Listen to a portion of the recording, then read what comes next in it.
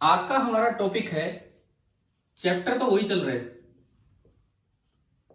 Motion in two dimension. Chapter तो वही चल रहा है, motion in A plane.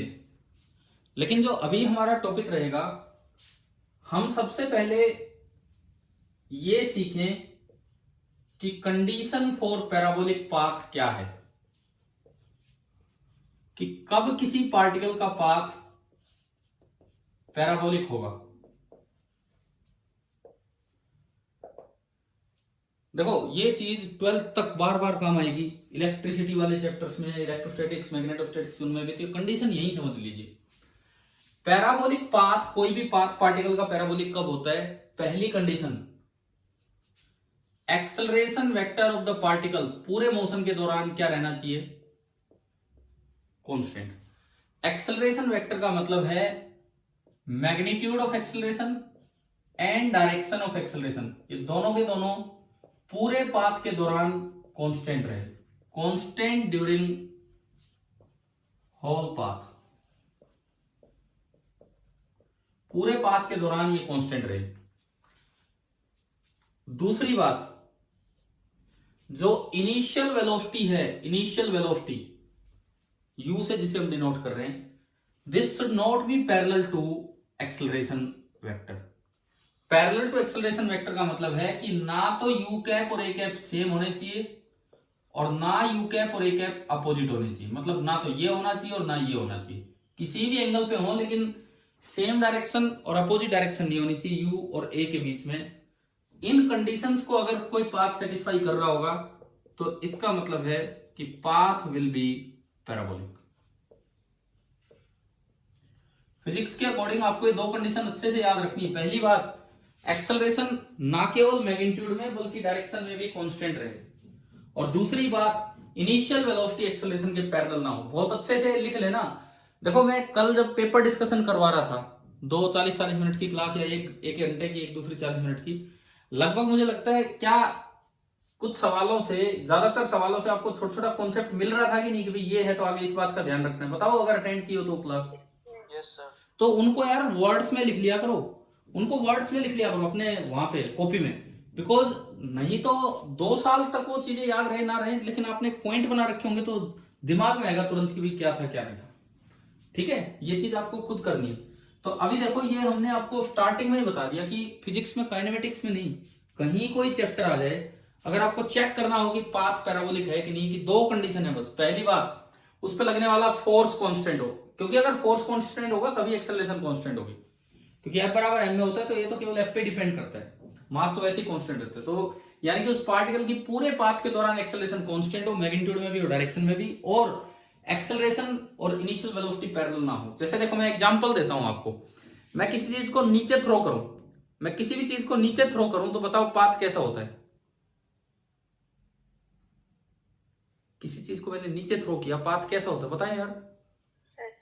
Straight. कारण क्यों नहीं हो रहा पैराबोला? क्या इसमें दिक्कत है या इसमें दिक्कत है? इसमें दिक्कत है नंबर 1 में या नंबर 2 में? दोनों में। दोनों में नहीं है। नहीं सर, सेकंड में। ए तो कांस्टेंट है। आप क्या, आपने फेंक दिया, आपने फेंक दिया, आपके हाथ से अलग होते, उसमें केवल एक ही एक्सेलरेशन है, एक्सेलरेशन ड्यू टू ग्रेविटी, और वो तो फिक्स ही है 9.8 मीटर पर सेकंड स्क्वायर, और हमेशा नीचे की तरफ ही है। तो ये तो पूरे रास्ते कांस्टेंट है। दिक्कत कहां आ रही है कि आपका यू वेक्टर भी इधर है और ए वेक्टर भी इधर है, तो दोनों पैरेलल हो गए, इसलिए पाथ पैराबोलिक नहीं है। आया ना समझ में? ठीक है। अगर मैं ऊपर फेंकूं, अगर मैं ऊपर फेंकूं बिल्कुल सीधा, तो बताओ पाथ कैसा होता है? बिल्कुल सीधा ऊपर फेंक दिया तो पाथ कैसा होगा?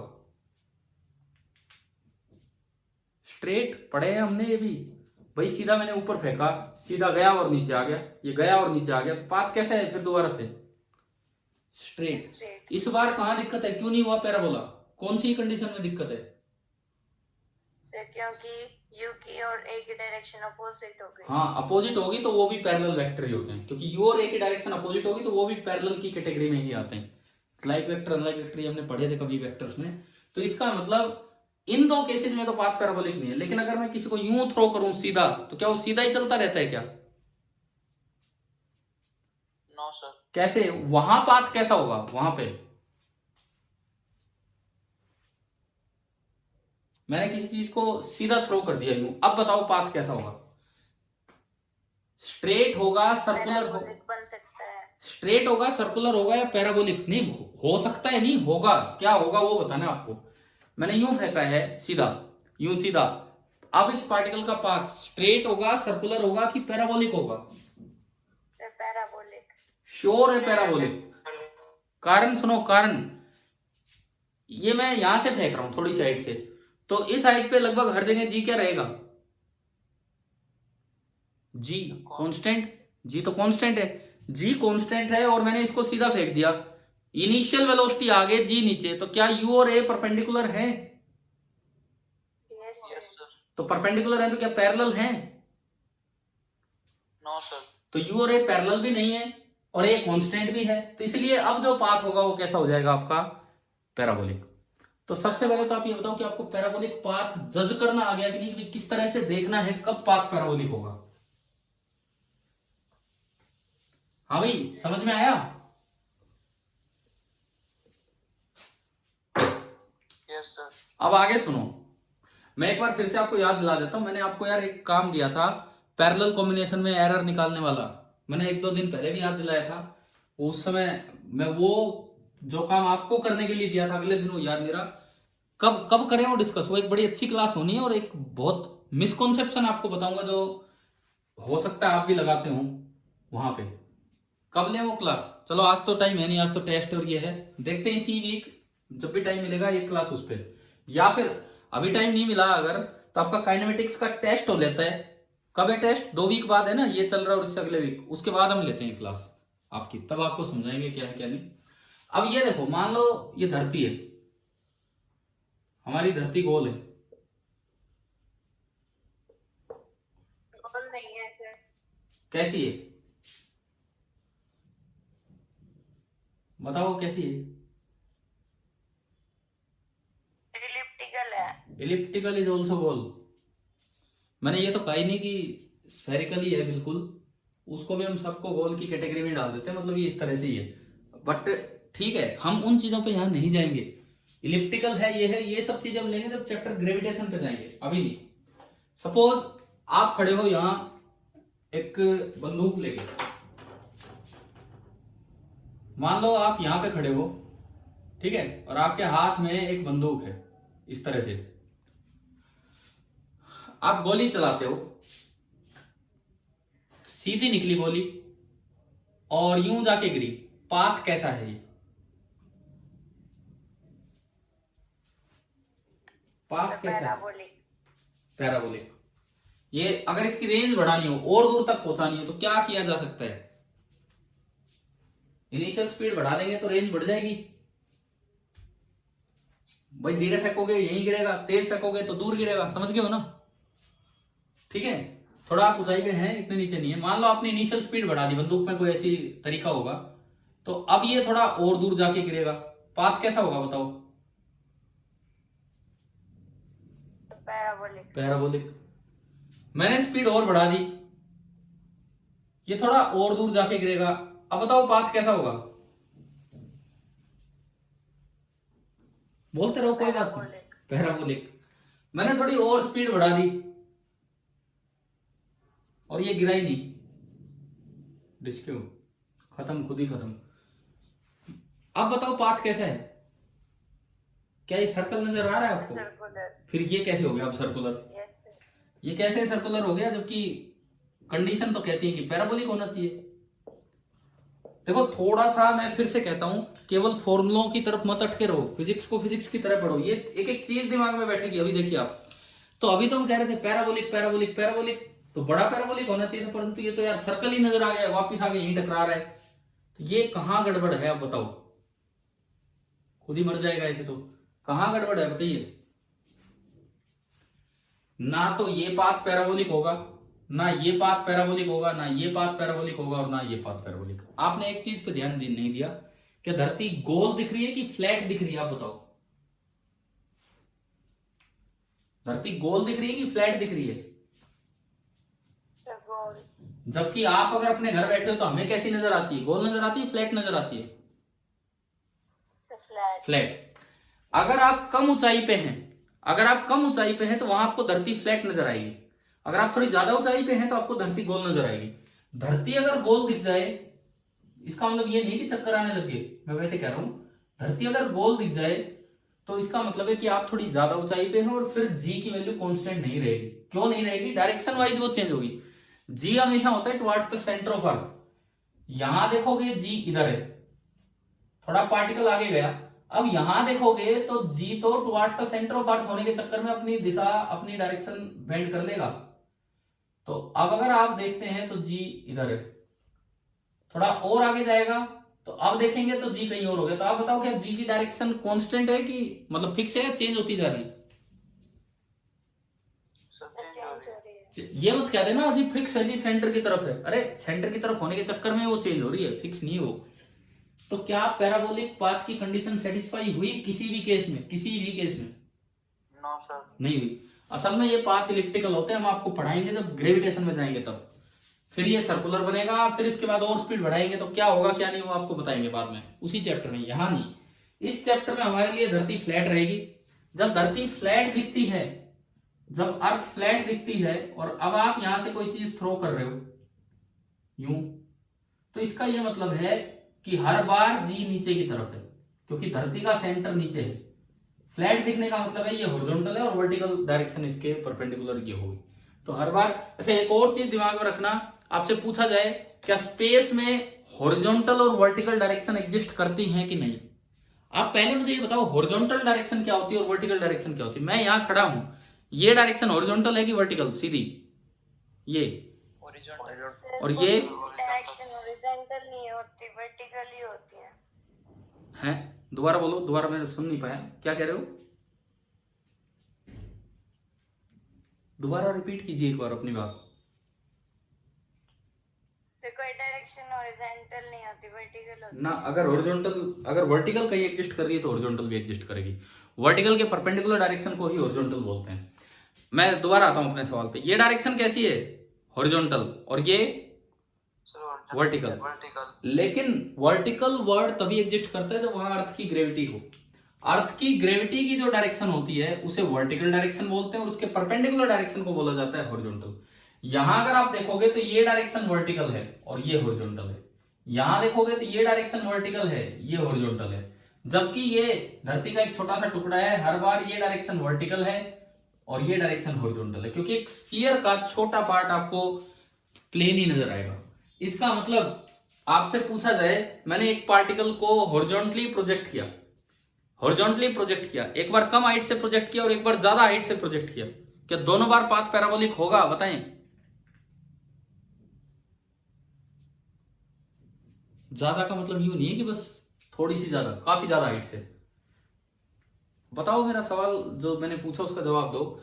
एक पार्टिकल को आपने हॉरिजॉन्टली प्रोजेक्ट किया, एक बार ग्राउंड पे खड़े होकर किया और एक बार बहुत ऊपर रॉकेट में जाके प्रोजेक्ट किया, क्या दोनों को पाथ पैराबोलिक होगा या नहीं होगा? नो सर, दोनों का नहीं होगा। किसका होगा पैराबोलिक? किसका होगा पैराबोलिक? जो जिसके लिए जी कांस्टेंट हो, जिसके लिए एक्सेलरेशन कांस्टेंट हो, उसी का पैराबोलिक होगा, और वो एक्सेलरेशन कांस्टेंट है ग्राउंड पे जो खड़ा है उसके लिए। तो आप बताओ, क्या यहां तक शुरुआत समझ में आ गई है कि कब पैराबोलिक पाथ होना है, कब नहीं होना है? सर मैं मीटिंग लीव कर रही हूँ, आप यूट्यूब पे डाल देना, मेरे भाई का टेस्ट है। अच्छा जी, ठीक है। सुनो, बाकी बच्चे ध्यान दे, क्या अब आपको समझ में आ गया कि कब पाथ पैराबोलिक होना है, कब नहीं होना है? इतनी बात तो क्लियर होगी। ठीक है, इसके बाद देखिए, इसके बाद हम आगे बढ़ते हैं।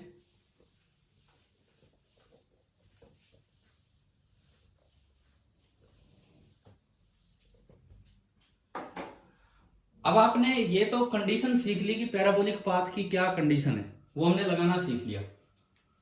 सपोज अर्थ को मैं फ्लैट तरीके से दिखा रहा हूं, यानी कि आप कुछ ही हाइट पे हैं, ज्यादा हाइट पे नहीं है, और मैंने यहां से किसी चीज को हॉरिजॉन्टली प्रोजेक्ट किया, तो बताओ जब वो जमीन पे टकराएगा वर्टिकली टकरा सकता है या नहीं? बिल्कुल वर्टिकली, या किसी एंगल पे ही टकराएगा? क्या ऐसा पॉसिबल है कि नहीं यूं कि बिल्कुल ये वर्टिकली जाके टकराए। बताओ भाई, इस बात का जवाब दो। क्या ऐसा पॉसिबल है कि अगर मैं यूं फेंकूं बिल्कुल वर्टिकली जाके टकराए, कुछ ऐसा एंगल हो जाए कि मैं इस तरह से फेंक दूं? बताइए एक बार सोच के जवाब दो, यस और नो। कोई खास बात नहीं है, फिर मैं बताऊंगा। बताइए क्या पॉसिबल है कि नहीं है, आप जवाब दीजिए। सीधा भी नहीं जा सकता कैसे, स्ट्रेट है। स्ट्रेट ही चलता रहेगा? स्ट्रेट? हाँ, क्यों? ग्रेविट ऐसा होता है क्या? बताओ आप। किसी चीज को, ये कोई कार्टून नेटवर्क थोड़ी चल रहा है कि भाई छत से आगे उतर गया तो स्ट्रेट ही जा रहा है, फिर ध्यान आ रहा है, फिर नीचे आ रहा है। क्या ऐसा हो सकता है कि स्ट्रेट ही चलता रहे? ओरिजिन। हाँ, मैंने एक हाइट से हॉरिजॉन्टली फेंका है, छत से कोई पत्थर फेंका है, मान लो छत से कोई पत्थर फेंक दिया सीधा, क्या वो स्ट्रेट ही चलता रहता है क्या, या नीचे गिरता है? No sir. स्ट्रेट चल ही नहीं सकता। आप कहें कि बिल्कुल सामने घर है और मैंने स्ट्रेट फेंक दिया, वो तो क्या होता है कि थोड़ा सा नीचे हुआ होगा, उससे पहले सामने दीवार आ गई, थोड़ा सा नीचे हुआ होगा, लेकिन नीचे तो होगा क्योंकि ग्रेविटी नीचे है। अब जो मेरा सवाल है उस पर आप आओ कि अगर मैं किसी चीज को यूं फेंकता हूं यू स्पीड से, तो क्या ये बिल्कुल वर्टिकली टकरा सकता है कि नहीं टकरा सकता है? ये मेरा सवाल है। कुछ भी जवाब दो ताकि मैं आगे बढ़ूं। सर नहीं टकरा सकता। हाँ बिल्कुल not possible.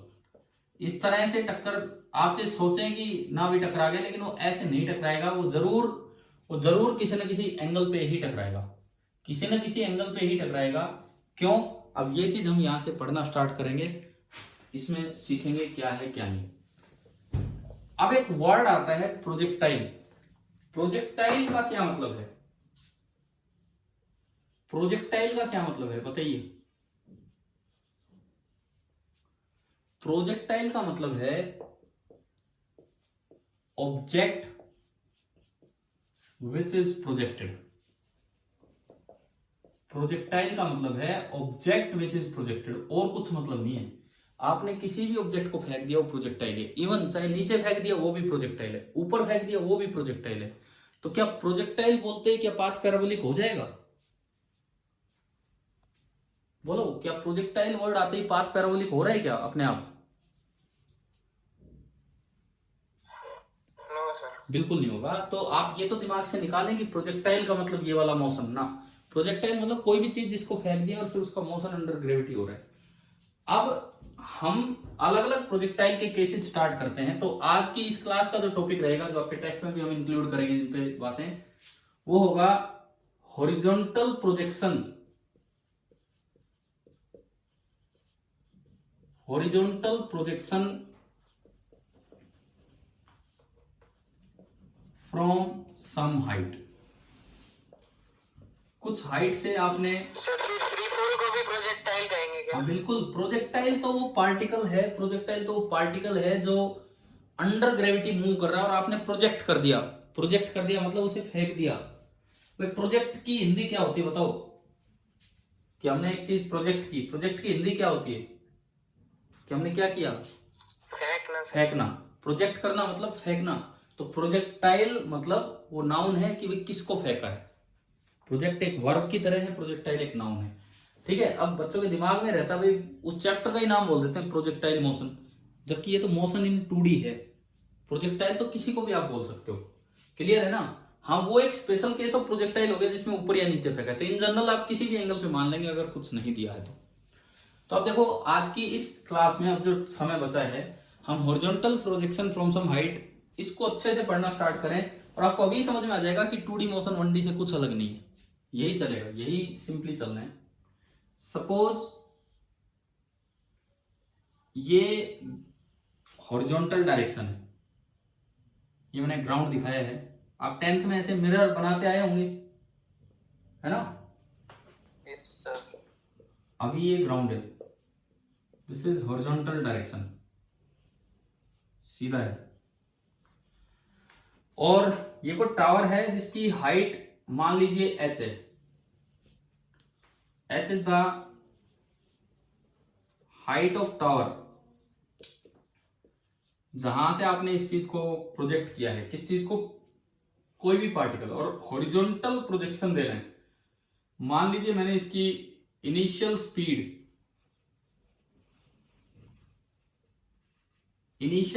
The u, horizontal projection देना है तो हमने इनिशियल स्पीड दी u।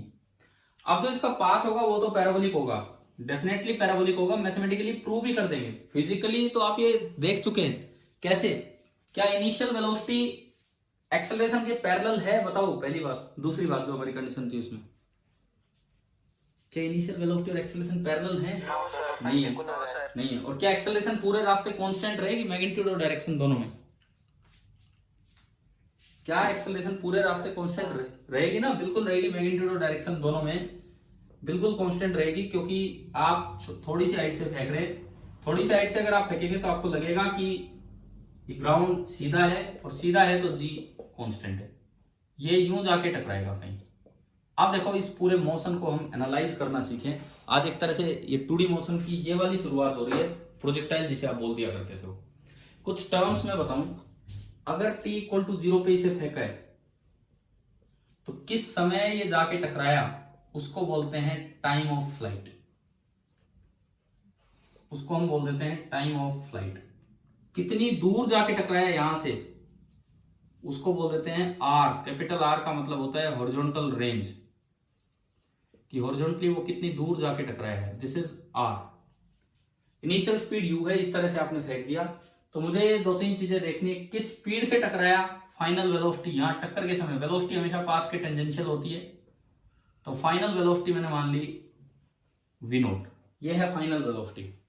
अब मुझे ये पाथ एनालाइज करना है, देखते हैं कि किस तरह से एनालाइज होगा। सुनिए, सबसे पहले पॉइंट ऑफ प्रोजेक्शन को आप मान लीजिए ओरिजिन। ये तरीका है इस 2D मोशन को 1D की तरह देखने का, ये तरीका है। पॉइंट ऑफ प्रोजेक्शन को हमेशा मान लीजिए ओरिजिन, हॉरिजॉन्टल एक्सिस को मान लिया मैंने x axis, and vertical axis को मैंने मान लिया वाई एक्सिस।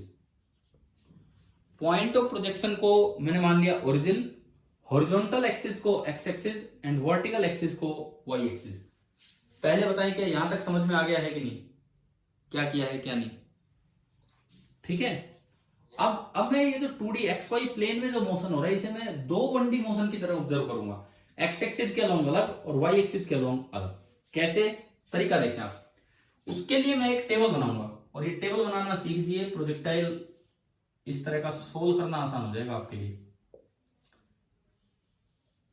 मैं तीन बातें ले रहा हूं, तीन कॉलम्स बना रहा हूं। यहां कोई भी फिजिकल क्वांटिटी PHY QTY मतलब फिजिकल क्वांटिटी, यहां पे उसका x कंपोनेंट, एंड यहां में लिखूंगा उसका y component. Physical quantity, x component and then y component, ये तीन चीजें हम लिखेंगे। सबसे पहली बात इनिशियल वेलोसिटी, क्योंकि वो टाइम के साथ चेंज नहीं हो, तो आपने जो शुरू में दे दी वो दे दी। अब डायग्राम देख के आप मुझे बताएंगे कि ux कितना है और uy कितना है। डायग्राम देख के आप बताएंगे। इनिशियल वेलोसिटी का अगर x एक्सिस के साथ एंगल थीटा हो तो उधर कोस थीटा होता है, दूसरा साइन। लेकिन अब डायग्राम पे नजर डालो, हॉरिजॉन्टल प्रोजेक्शन होने से क्या u पूरा पूरा x के अलोंग दिख रहा है आपको?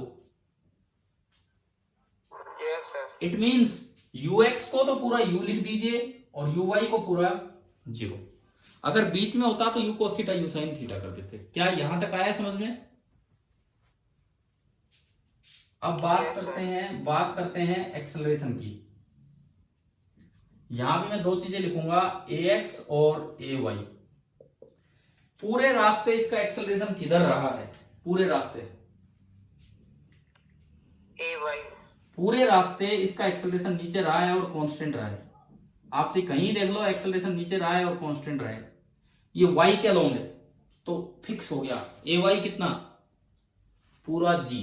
अब एक चीज ध्यान दें, अभी 10 मिनट बचे, अब सुनो, इसको करते हैं जितना भी अभी बचा ये। एक चीज आप ध्यान दें कि अगर y नीचे है और ये भी नीचे है तो ay पॉजिटिव होगा, और अगर बाई चांस आपने y ऊपर माना होता और ये g नीचे है तो फिर ay g नहीं, फिर ay क्या लिखना होता? बोलो।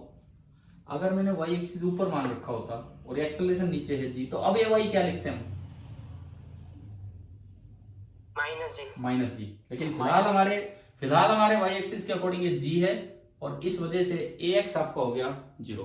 खास बात, ये कांस्टेंट एक्सेलरेशन वाले केसेस हैं तो उनकी सारी इक्वेशंस ऑफ मोशन वैलिड होंगी जो हम पीछे सीख के आए। ठीक है। तीसरी बात, अब मैं चलता हूं टाइम पे। किसी टाइम टी पे, मान लो इसको चलते हुए टी टाइम हो गया, टी बराबर 0 है, मैं कहता हूं कि टी टाइम हो गया और ये यहां आ गया, इसको चलते चलते टी टाइम हो चुका है और ये यहां आ चुका है, तो किसी टाइम टी पे मैं इसका डिस्प्लेसमेंट दिखाऊंगा और मैं इसकी वेलोसिटी दिखाऊंगा। किसी टाइम टी पे जो वेलोसिटी होगी, वेलोसिटी हमेशा पाथ के टेंजेंशियल होती है ना, पता है ना ये आपको। वेलोसिटी तो हमेशा पाथ के टेंजेंशियल होगी। तो टी टाइम पे अगर ये यहां आ चुका है तो इसकी वेलोसिटी के 2 कंपोनेंट होंगे, एक आगे की तरफ जो अननोन है हमारे लिए vx, और एक नीचे की तरफ वो भी अननोन है vy। तो मैंने v के तो 2 कंपोनेंट लिख दिए, एक vx और एक vy। भाई बताओ समझ में आया ये क्या किया मैंने? किसी टी टाइम पे आके मैंने वेलोसिटी देखी उधर है तो v के 2 कंपोनेंट। ठीक है। अब डिस्प्लेसमेंट, टी टाइम पे डिस्प्लेसमेंट कैसे दिखाऊं? टी टाइम पे डिस्प्लेसमेंट कितना हुआ है शुरू से यहां तक, कैसे दिखाएं? आप इनिशियल पोजीशन से इस पोजीशन को डायरेक्ट ज्वाइन करो एक स्ट्रेट लाइन से, डायरेक्ट ज्वाइन कीजिए एक स्ट्रेट लाइन से, तो ये आपका होगा टी टाइम पे डिस्प्लेसमेंट। ये रेड कलर वाली स्ट्रेट लाइन समझ में आ रही है? ठीक है। और इसके दो कंपोनेंट्स कैसे लिखे जाएंगे? मान लीजिए इस जगह के पोजीशन है x y, x coordinate x और वाई कोऑर्डिनेट वाई। इसका ये मतलब है कि इस जगह ये लेंथ तो एक्स है शुरू से लेके यहां तक, और यहां अगर मैं बात करूं ये वाली लेंथ होगी ये वाई। तो आप बताओ एस के 2 कंपोनेंट क्या दिख रहे हैं आपको डायग्राम से? अलोंग एक्स एक्सिस एस का कंपोनेंट कितना नजर आ रहा है? अलोंग एक्स एक्सिस एस का कंपोनेंट कितना नजर आ रहा है? Sir x. और अलोंग वाई एक्सिस एस का कंपोनेंट कितना नजर आ रहा है? वाई। तो ये एक्स हो गया, ये वाई हो गया। टेबल थोड़ी छोटी बनी है लेकिन दिख रहा होगा ना क्या दिख रहा हूं मैं? टाइम के कोई कंपोनेंट नहीं होते, टाइम एक स्केलर क्वांटिटी है, कंपोनेंट वेक्टर के होते हैं। अगर यहां आते आते 5 सेकंड हो गए तो एक्स के मोशन को भी 5 सेकंड हो गए और वाई के मोशन को भी 5 सेकंड, यानी कि टाइम टी और टी। आप बताओ क्या एक टेबल बनानी आ गई है कि नहीं आपको, कि हमने किस तरह से ये टेबल बनाई? ठीक है। अब देखो ये 1D मोशन की तरह एनालाइज करके सारा काम आगे बढ़ाते चलेंगे। अब तो बड़ा आसान काम है इसमें, अगर आप ये चीज इतनी सी बात सीख गए तो देखिए अब तो बड़ा सीधा सा काम है। तो पहली बात, मान लो मैं निकालना चाहता हूं पोजीशन एट टाइम टी। मैं एक एक करके आपको दिखाऊंगा, बोर्ड आपको नजर आ ही रहा है ऊपर। सबसे पहले मैं निकाल रहा हूं पोजीशन एट टाइम टी, किसी टी टाइम पे इसकी पोजीशन। तो किसी टी टाइम पे अगर आप इसकी पोजीशन की बात करें, क्योंकि एक्सेलरेशन कांस्टेंट है तो आप इक्वेशन लगा दो s is equal to u t plus half a t square. परंतु ये 1D इक्वेशन है, ये 1D इक्वेशन है, आपको एक डायमेंशन में ही लगानी है। तो आप क्या करेंगे, एक बार लगाएंगे इस इक्वेशन को अलोंग एक्स एक्सिस,